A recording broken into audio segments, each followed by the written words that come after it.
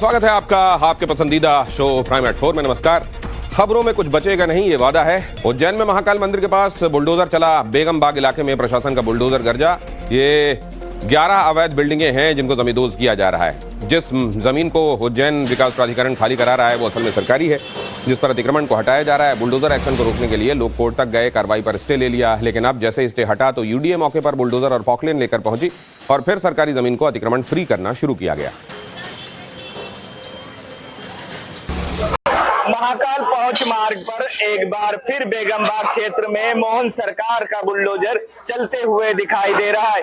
आप मेरे पीछे देख सकते हैं, सुबह 9:30 बजे से यहाँ पर सभी मकानों को ध्वस्त किया जा रहा है। मोहन सरकार का बुलडोजर लगातार सभी जो अवैध मकान है, अवैध अतिक्रमण है, उनको तोड़ने के लिए लगा हुआ है।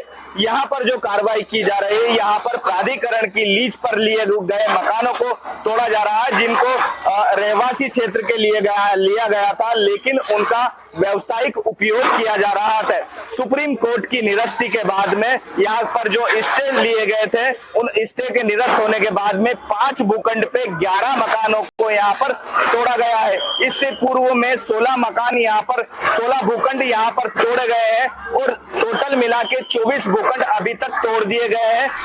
उज्जैन में आज फिर मोहन सरकार का बुलडोजर गरज रहा है। बेगम बाग मार्ग पर 11 मकानों को विकास प्राधिकरण की टीम एक्शन के जरिए जमींदोज कर रही है। जैसा मैंने आपको बताया, ये कार्रवाई अभी कई घंटे तक चलेगी। इस दौरान किसी भी तरह की गड़बड़ी न हो, एहतियातन भारी पुलिस बल भी मौके पर तैनात किया गया है। बेगम बाग में ये एक्शन लिया गया है। ये एनक्रोच करके बनाए गए मकान हैं। ये सरकारी ज़मीन पर अतिक्रमण करके बनाए गए मकान हैं। लेकिन आप जानते हैं कि यहाँ जैसे ही प्रशासन किसी सही काम को अंजाम देने भी जाता है तो यहाँ एक खास समुदाय है जो कई बार उग्र होने का अंदेशा होता है, लिहाजा यहाँ भारी पुलिस बल भी तैनात किया गया है।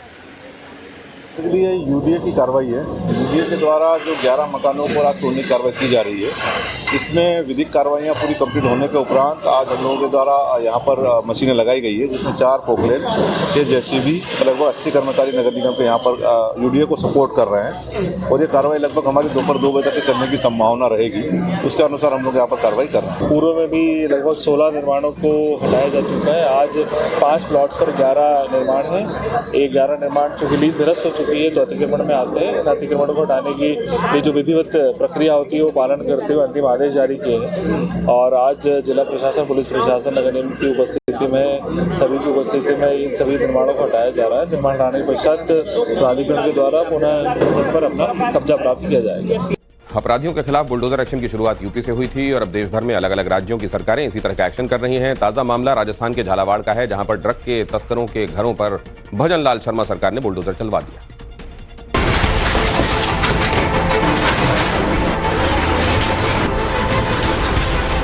राजस्थान की भजनलाल शर्मा सरकार ने भी उत्तर प्रदेश का योगी मॉडल अब अपना लिया है और झालावाड़ में ड्रग्स तस्करी के मामले में गिरफ्तार रईस और आजाद के घरों पर सरकारी बुलडोजर चलवा दिया गया है। इसके लिए अवैध निर्माण हटाने वाला दस्ता दल बल के साथ में झालरपाट के मुकेरी मोहल्ले में पहुंचा और फिर दोनों आरोपियों के घर में तोड़फोड़ का काम शुरू किया गया।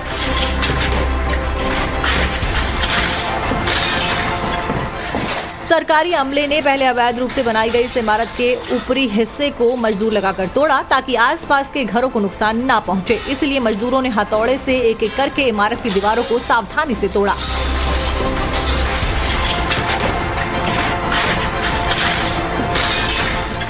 इमारत का आधा अवैध हिस्सा जब मजदूरों ने गिरा दिया तो उसके बाद में बुलडोजर को काम पर लगाया गया और बुलडोजर के जरिए इमारत के आगे के हिस्से को खींचकर गिरा दिया गया।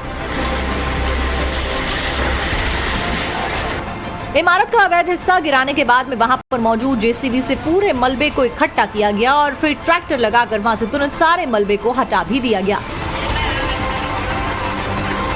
झालावाड़ में आजाद और रईस ड्रग्स तस्करी के नेटवर्क के बड़े नाम थे और 3 करोड़ की ड्रग्स की तस्करी में इन्हें गिरफ्तार किया जा चुका है। गिरफ्तारी के बाद पुलिस ने आरोपियों की मोहल्ले में परेड भी करवाई थी और ये बुलडोजर एक्शन भी इसलिए किया गया ताकि लोगों को संदेश दिया जा सके कि कानून से ऊपर कोई भी नहीं है।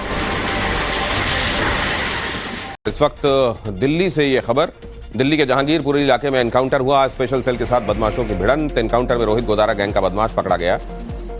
ये बदमाश जिसका नाम अंकित है, उसके पैर में गोली लगी थी। मौके से पुलिस ने एक पिस्टल और एक बाइक भी बरामद किए हैं।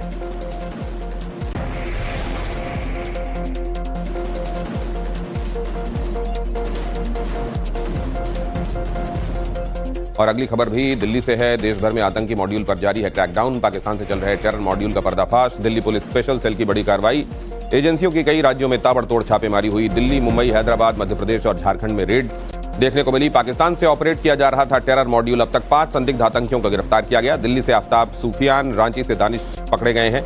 मध्य प्रदेश के राजगढ़ से कामरान कुरैशी गिरफ्तार हुआ है। तेलंगाना से हुजैफ यमन को पकड़ा गया है।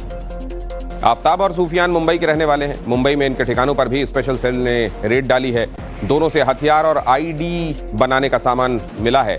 रांची से दानिश गिरफ्तार हुआ है। दानिश के ठिकाने से केमिकल और आईडी बनाने का सामान मिला। पाकिस्तान से ऑपरेट किया जा रहा यह मॉड्यूल बड़े आतंकी हमले की साजिश को अंजाम देने की फिराक में था। पुलिस अभी 3 और संदिग्धों से पूछताछ कर रही है। जैसे इसमें था कि पहले आप एक लैंड एक्वायर करेंगे और उस लैंड को आप खिलाफत डिक्लेयर करना है। इनको जो टास्किंग थी कि पहले एक छोटी सी, ये मॉडल अगर आप देख रहे हैं तो पिछले काफ़ी टाइम से कई ग्रुप्स में आ रहा है कि पहले कोई जगह एक्वायर करो और उस जगह को आप खिलाफत डिक्लेयर कीजिए वहाँ पर, और खिलाफत डिक्लेयर करके ही आप फिर जिहाद का सो कॉल्ड कंसेप्ट ये जो बनाते हैं इनके दिमाग में एक गलत कंसेप्ट भरा हुआ है जिहाद का, उसको या खिलाफत एस्टेब्लिश करके गजवा करने का जो कंसेप्ट है वो यहाँ से शुरू होता है। इनका सिर्फ मैंने कहा पाक बेस्ड हैंडलर है। जो हैंडलर है वो पाक हैंडलर है, पाक बैक्ड हैंडलर है। जो हैंडलर है वो उसकी आईडी। पाकिस्तान से चल रहे टेरर मॉड्यूल को लेकर एक और बड़ी खबर। पाकिस्तान हैंडलर के संपर्क में थे सभी संदिग्ध आतंकी। मॉड्यूल के लीडर का कोड था गजवा लीडर और कई कोड वर्ड यूज कर रहे थे संदिग्ध आतंकी। खिलाफत वाला मॉडल अपना रहे थे और एक कंपनी की तरह काम कर रहा था यह पूरा मॉड्यूल।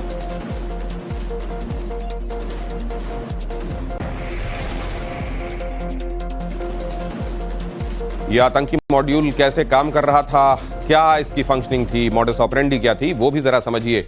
ये इसके काम करने का तरीका, स्टीम में किसको क्या जिम्मेदारी मिली थी, उसका डिटेल है। ये पूरा टेरर मॉड्यूल खिलाफत मॉडल पर काम कर रहा था। भटके हुए लोगों की भर्ती और टारगेट किलिंग का काम इन्हें मिला था। पाकिस्तान में बैठा हैंडलर इन्हें निर्देश दे रहा था। सोशल मीडिया ऐप के जरिए ये लोग हैंडलर से बात करते थे। रांची से गिरफ्तार दानिश इनका लीडर था, जिसे ये गजवा लीडर पुकारते थे कोड में। संदिग्ध आतंकी दानिश इंग्लिश ग्रेजुएट है, लेकिन वो केमिकल बॉम्ब बनाने का एक्सपर्ट बताया जाता है। हवाला के जरिए इन तक पैसे पहुंच रहे थे और गिरफ्तार आफ्ताब के पास टारगेट किलिंग का टास्क मौजूद था। गांधी के वोट चोरी के आरोप पर बीजेपी ने बड़ा दावा किया है। बीजेपी के मुताबिक राहुल गांधी ने जो डॉक्यूमेंट्स दिखाए थे वो वोट चोरी का दावा किया था। जिस डॉक्यूमेंट के बेसिस पे वो डॉक्यूमेंट भारत में नहीं बल्कि म्यांमार में बने थे। बीजेपी ने साथ ही यह दावा किया कि डॉक्यूमेंट राहुल गांधी ने दिखाए उनका मेटा डेटा बताता है कि उसका टाइम जोन म्यांमार का है। यानी ये डॉक्यूमेंट जिस कंप्यूटर से बने हैं वो म्यांमार टाइम जोन का है, यानी विदेशी कंप्यूटर पर बना हुआ है। बीजेपी प्रवक्ता प्रदीप भंडारी ने ट्वीट करके और भी दावे किए हैं और कहा है कि इन दस्तावेजों को फाइनल करने में बेहद कम समय लगा। अंग्रेजी वर्जन को 29 सेकंड में तैयार किया गया, हिंदी वर्जन में 31 सेकंड लगे और कन्नड़ वर्जन में 37। इतने कम समय में तीनों भाषाओं के दस्तावेज बन नहीं सकते, सिर्फ ट्रांसफर ही किए जा सकते हैं। इस पर लाख लीपापोती करने के बाद भी, जिस पर लाख जस्टिफिकेशन देने के बाद भी उस डेटा को छुपाया नहीं जा सकता कि डेटा जो बेटा के हाथ में आया था वो दरअसल फॉरेन या विदेश की धरती से लेता था। और इसीलिए आज कई सारे सवाल निर्माण होते हैं। ये कोई पहली बार नहीं है कि राहुल गांधी जी को भारत के बाहर से कोई प्रेरणा मिली हो भारत में भारत की संवैधानिक संस्थाओं पर सवाल और ट्रस्ट डेफिसिट क्रिएट करने के लिए। और दूसरी तरफ एक बार फिर राहुल गांधी ने बड़ा दावा किया, कहा कि जल्द ही वोट चोरी पर हाइड्रोजन बॉम्ब आएगा। राहुल गांधी ने कहा कि जब हाइड्रोजन बॉम्ब लाएंगे तब वोट चोरी पर सब साफ हो जाएगा। राहुल गांधी ने फिर आरोप लगाया कि देश में वोट चोरी करके सरकारें बन रही हैं और हम जल्द ही तथ्य सबूत पेश करेंगे। डायनामिक एक्सप्लोसिव आपको सबूत देने वाले हैं। पूरे देश में नारा चल रहा है, वोट चोर गद्दी छोड़ का नारा चल रहा है। आग जैसे फैल रहा है, क्योंकि सच्चाई है और हम आपको दिखाएंगे। हिंदुस्तान के युवा, आप अच्छी तरह सुनिए, सच्चाई है कि वोट चोरी करके सरकारें बन रही हैं। हम गारंटी करके आपको प्रूफ देने वाले हैं। धन्यवाद। नहीं, ये जो बीजेपी के लोग एजिटेट हो रहे हैं, मैं उनसे कहना चाहता हूं आप एजिटेट नहीं होइए, क्योंकि हाइड्रोजन बॉम्ब जब आएगा सारा का सारा साफ हो जाएगा।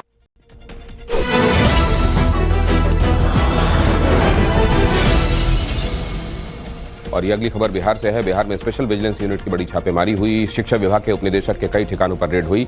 वीरेंद्र नारायण के घर पर विजिलेंस की रेड हुई। आय से ज्यादा संपत्ति के मामले में एक्शन लिया गया। महत्वपूर्ण दस्तावेज, संपत्ति से जुड़े कागजात बरामद किए गए। उपनिदेशक बनने से पहले वीरेंद्र नारायण जिला शिक्षा पदाधिकारी इस पद पर कई जिले में कार्यरत थे। उन पर 3 करोड़ 75 लाख रुपए से ज्यादा की अवैध संपत्ति अर्जित करने का आरोप है। आय से ज्यादा संपत्ति की सूचना के बाद स्पेशल विजिलेंस यूनिट ने ये कार्रवाई की है। सोर्सेस के हवाले से खबर आ रही है, नेता प्रतिपक्ष राहुल गांधी की सुरक्षा का जिम्मा उठा रही सीआरपीएफ के डीजी सिक्योरिटी सुनील जून ने राहुल गांधी को लेकर ये कहा है कि वो प्रोटोकॉल नहीं मान रहे हैं। सूत्र ये बता रहे हैं कि सुनील जून ने राहुल गांधी पर सिक्योरिटी प्रोटोकॉल नहीं मानने का आरोप लगाया है और इसी मामले को लेकर उन्होंने राहुल गांधी और कांग्रेस अध्यक्ष मल्लिकार्जुन खड़गे को शिकायती पत्र लिखा है। सुनील जून ने आरोप लगाया कि राहुल गांधी अपनी सिक्योरिटी को लेकर गंभीर नहीं है। साथ ही कहा गया है कि Rahul Gandhi Z+ with ASL सुरक्षा कैटेगरी के प्रोटेक्शन में आते हैं, लेकिन वो अक्सर नियमों का उल्लंघन करते हैं। राहुल गांधी पर इसके अलावा आरोप लगाया गया है कि सीआरपीएफ सिक्योरिटी के येलो बुक प्रोटोकॉल का उल्लंघन कर बगैर जानकारी दिए विदेश यात्रा पर भी चले जाते हैं।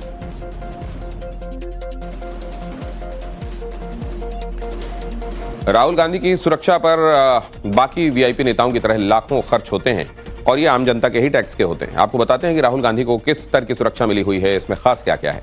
Z+ के साथ एडवांस सिक्योरिटी लाइजन ASL जिसे कहा जाता है, वो इनकी सुरक्षा का घेरा है। 24 घंटे 6 PSO तैनात रहते हैं। सुरक्षा घेरे में 24 जवान मुस्तैद रहते हैं। 58 कमांडो का सुरक्षा कवच उन्हें हासिल है। फ्रिस्किंग, स्कैनिंग के लिए जवान हैं। 2 एस्कॉर्ट आर्म्ड स्टैटिक गार्ड भी उनके साथ हैं। निगरानी के लिए 10 वॉचर्स भी साथ होते हैं। और इस बीच कांग्रेस ने इस मामले पर प्रतिक्रिया दी। कांग्रेस सांसद तारिक अनवर का कहना है कि ये निजी यात्रा थी, इसलिए जानकारी देना जरूरी नहीं था। राहुल जी जो प्रोग्राम में जाते हैं या गए थे, वो उनका प्राइवेट विजिट था और उनके प्राइवेट, चाहे वो अपने मित्रों के द्वारा हो, दोस्तों के द्वारा हो, समर्थकों के द्वारा हो, उनके द्वारा ऑर्गेनाइज किया हुआ था। और हम नहीं समझते कि इसमें इस कार्यक्रम को बताने की आवश्यकता है।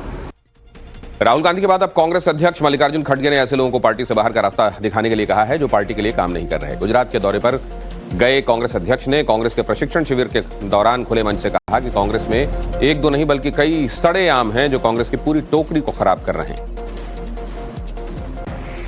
जो लोग काम नहीं करना चाहते और आप लोग जनता पे थोपना चाहते हैं तो ये नहीं होगा। अगर ऐसे लोग हैं, मुकुल जी, आप और ऑर्गेनाइजिंग सेक्रेटरी मिलके फौरन ऐसे लोगों को निकाल दो, क्योंकि एक सड़ा आम सारे को जो टोकरी में रहते सब आम को खराब कर देता। तो इसीलिए जो जल्दी जाने वाले हैं, जाओ दूसरे को उसमें वहां पर लाइए। कौन है सड़ा आम? और इस बीच कांग्रेस अध्यक्ष खड़गे के इस बयान पर बीजेपी ने चुटकी ली। अब मैं समझ नहीं पा रहा हूं खड़गे जी इशारों में किसकी तरफ ये इंडिकेट कर रहे हैं, और अगर ये इंडिकेट कर रहे हैं तो मैं समझूंगा कि ये बहुत ही बहादुरी का काम वो कर रहे हैं कि जो 99 चुनाव हारता है और चुनाव हारने के बाद भी वाइस प्रेसिडेंट इलेक्शन से लेकर सारे चुनावों पर सवाल खड़े कर देता है और अपने भीतर अपनी अंतरात्मा के प्रति देखने का साहस नहीं करता। तो उनको जिस प्रकार से आज खड़गे जी ने वर्णन किया है, मुझे लगता है ये वाकई बहादुरी का काम है। शाम या रात होते होते उनके लिए कोई राजन्ना जैसा फतवा जारी ना हो जाए पार्टी। और आगे आपको दिखाऊंगा कहां नजरबंद किए गए आम आदमी पार्टी सांसद संजय सिंह, लेकिन उससे पहले राहुल ने रायबरेली में कार्यकर्ताओं से संवाद किया। आम आदमी पार्टी के नेता संजय सिंह का बड़ा दावा है कि उन्हें श्रीनगर में सुरक्षा बलों ने नजरबंद किया है। आम आदमी पार्टी विधायक महराज मलिक को नजरबंद किया गया है और इसी के विरोध में श्रीनगर पहुंचे वो, और आज प्रदर्शन के साथ प्रेस कॉन्फ्रेंस करने वाले थे, लेकिन उससे पहले उन्हें नजरबंद कर दिया गया। यहां तक कि पूर्व सीएम फारूक अब्दुल्ला मिलने पहुंचे जब उनसे, तो उन्हें भी रोक दिया गया। ये खुद आम आदमी पार्टी के संजय सिंह का दावा है कि उनको न सिर्फ फारूक अब्दुल्ला को उनसे मिलने नहीं दिया गया, उन्हें नजरबंद कर दिया गया। तो पत्थरबाजी नहीं करना चाहता, गोलीबारी नहीं चाहता। आप मिलने क्यों नहीं दे रहे भाई? नहीं जा रहे, सलाम नहीं करना चाहता था, मगर ये सलाम करने पे नहीं, मिलने नहीं दे रहे हैं, निकलने नहीं दे रहे हैं, जो इनसे बंटवारा कर रहे हैं। देखिए पूरी सदरबाज ये हाथ देखिए, ये मालिक बैठे हैं। रियासत में एक स्टेट की गवर्नमेंट है, आवाम की गवर्नमेंट है। कई बार के आप मुख्यमंत्री मगर आपको मालिक जो अंदर है, नहीं आने दे रहे, मिलने नहीं दे रहे। लेफ्टिनेंट गवर्नर तो मालिक है पुलिस वालों का। ये हाल देखो, तो पत्थरबाजी नहीं करना चाहता, गोलीबारी नहीं चाहता। आप मिलने क्यों नहीं दे रहे भाई? नहीं जा रहे। कौन सा अपराध है? ये हाल है। वो मेंबर ऑफ पार्लियामेंट है, इस राज्य के कई बार मुख्यमंत्री रह चुके हैं, मैं मेंबर ऑफ पार्लियामेंट हूँ, आप मिलने क्यों नहीं दे रहे हैं? ये हाल इसमें कौन सी ऐसी बात है?